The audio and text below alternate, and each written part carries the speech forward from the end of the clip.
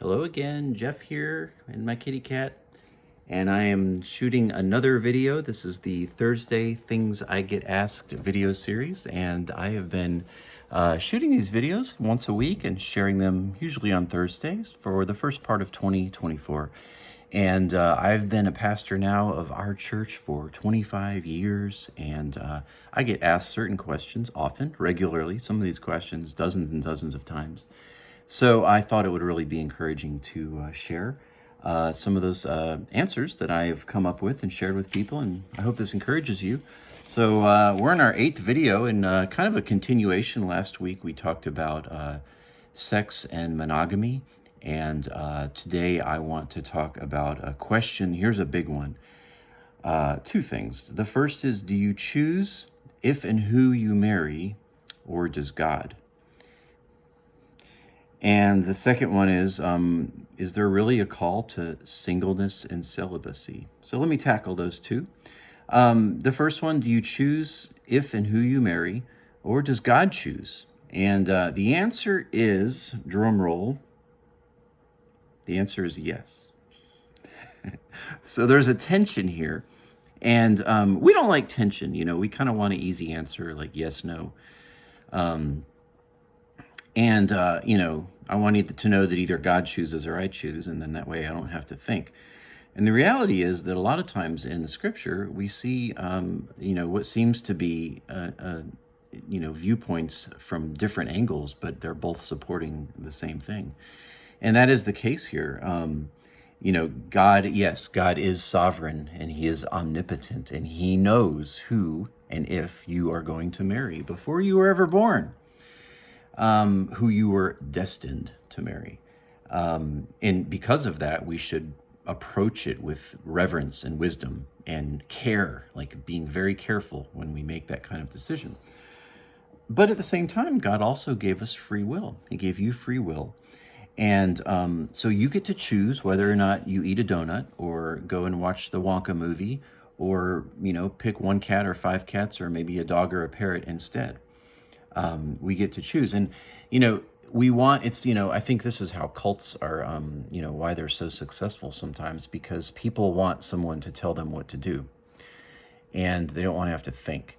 And we want, in this case, it's sort of like if I can put the blame on God for telling me you must do this, with this kind of, question where we really need to be the one to discern, then, if it doesn't work out, I can blame God.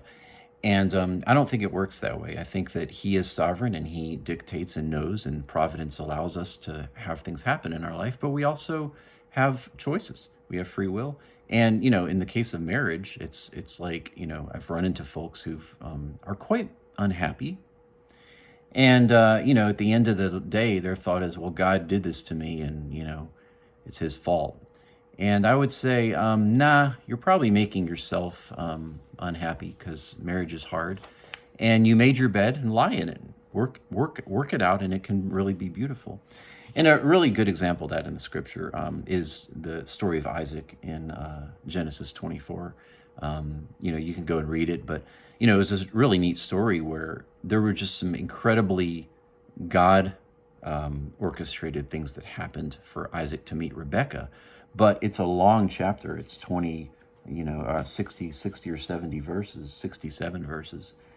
And so while God very clearly orchestrated that, there was an insane amount of work that Isaac's father, his servant, and himself went through, and a lot of trust he put in his decision. So he really did the work, in addition to God very sovereignly making that happen. And you can go read that if you want to get a brush up on that. Other part of this is, what about a call to singleness and celibacy? And yeah, I just want to say, like, singleness is a greatly unappreciated gift and calling in the church. And I just don't think in the modern church, with all the emphasis on marriage and the marriage seminars, like, where are the singleness seminars? Like, I think those should be around.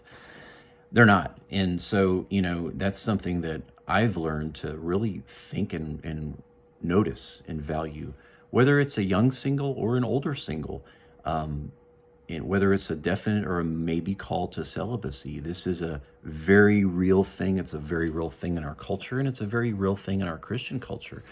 And, some folks make that choice. The scripture is very, very clear. Jesus says it in Matthew 19, and Paul says it in 1 Corinthians 7, that it is to those who it's given to. They are given that. It's a gift. It's maybe even, I would say, maybe even a calling. And, each person, if God's called us to be married, we know it. If he's called us to be single, we know it.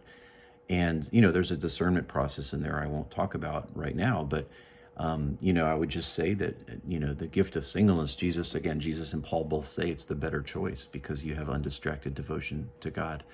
And so I think that it should be really valued. And, those who are single and may be married one day, you're special. You're doing an amazing thing, and you're just as valuable to the church as married couples. And then those who are called to celibacy, again, like that's a crazy, amazing gift that God gives people, and I highly respect it. So I hope this has been encouraging to you, and it's a sunny day. We'll see you next week for another Thursday Things I Get Asked.